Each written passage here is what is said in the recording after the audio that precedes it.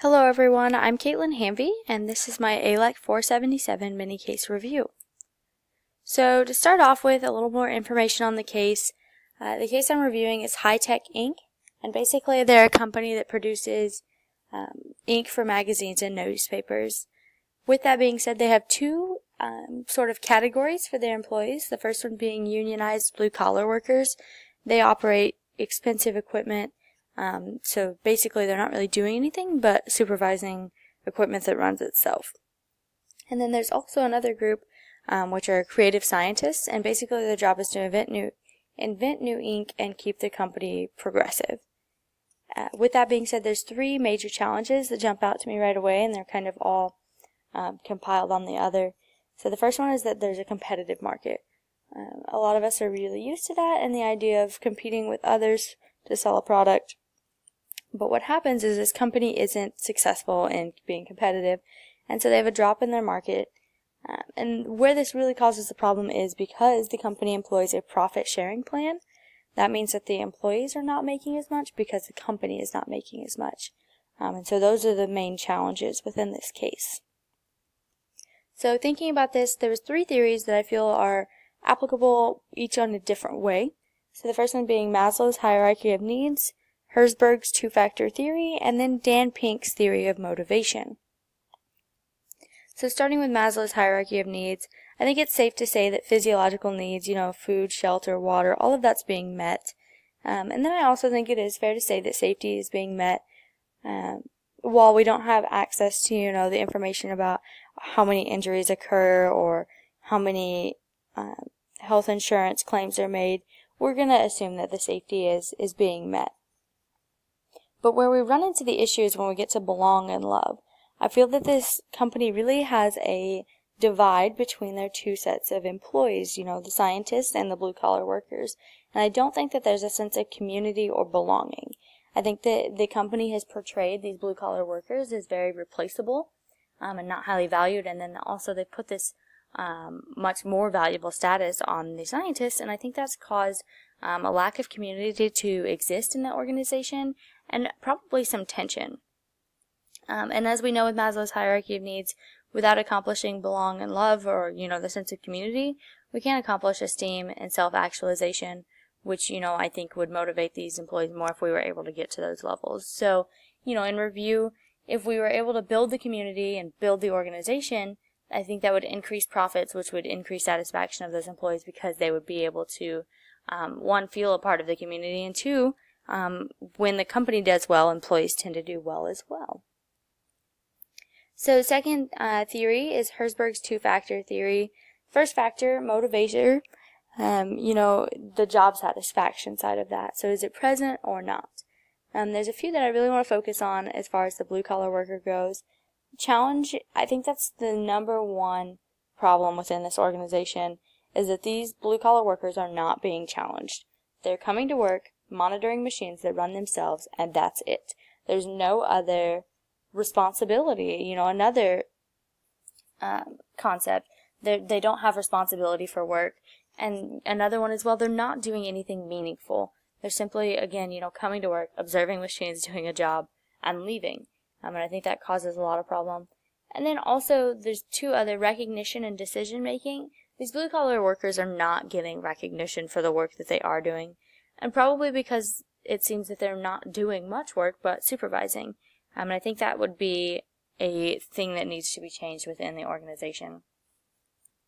As far as decision-making goes, I have it italicized because I think that the scientists are getting to do decision-making. They're getting to make decisions about where the company's headed, what products they want to test, what new things are they going to try to create, and that's great. However, these blue-collar workers are not getting a say in that, and I'm assuming that it would seem very tense with another group of employees telling you all what to do without having a say in how that goes or how it's produced or any of the maybe factory side of that. So I think that we've got some real challenges as far as the motivator goes.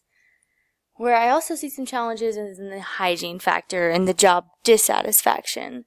So status, again, the scientists have this status of leading the company and deciding what's made, And again, the company has portrayed these blue-collar workers as maybe not as valuable, and simply that, just blue-collar workers. And I think that definitely causes a lack of motivation within those employees.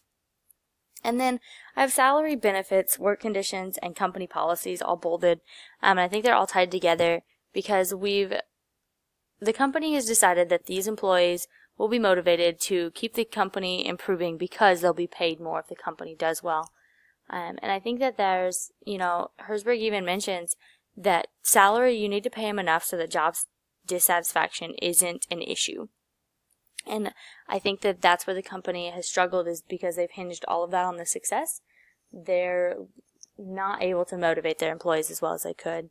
And then also, the work conditions, again, they're simply supervising, and obviously that would not be fun for anyone. And I think that they really need to work around that and how to fix that. And I think that probably plays a role within company policies. If these employees really aren't needed, why are they there? Or why are there so many? Could we put them to work in a different sector? And I think that's something for the company to consider as moving forward. The final one, Dan Pink's motivation theory. This is one that's obviously stood out to me from the beginning. After learning about it, it makes a lot of sense to me, probably because I find it applicable to my own life. But the idea of autonomy, mastery, and purpose, I think that, even though Dan Pink says, when he's introducing this theory, that blue-collar workers, when he's doing the research, if we pay people more, will they do more? And it worked with those that were simply doing blue-collar work, not having to utilize, much cognitive ability, just simply doing the work. It worked okay. It wasn't exceptional, but it didn't cause a decrease. However, what they found was that with others, it was causing an actual decrease by paying them more to do less. And I think that that's really something that the company needs to consider, is if we give these employees another job aside from simply supervising, and we give them a job that they get to be self-directed and they get to be really good at and understand the purpose, I think that they would be much more motivated, which, again, if you work more, you'll get paid more, which if the company makes more, the employees make more. And really, at the end of the day, money may not be the sole motivator for them, but I think it's important that the company work to figure out what truly does motivate them. Some final thoughts. I really don't think there was enough information in this case study to truly and solidly pick one or two theories, and I think that's kind of where I wound up with three, just because you could look at it from several different perspectives. And I think that it's good to consider different perspectives when we're talking about leadership theory, because what makes sense to one may not to the other. And I think that that's really important to keep in mind. As far as the company goes, I don't feel that it's a sustainable company the way it is now. I think that there needs to be something else done, or those employees are they're not going to continue being motivated and accomplishing a lot for that company. I think they need to consider some restructuring of how their employees, one, are selected, and two, the jobs that they have. But I've really enjoyed analyzing this study and applying some of the theories that we've learned in class to it, and I'm excited to watch everyone else's. Thanks for listening.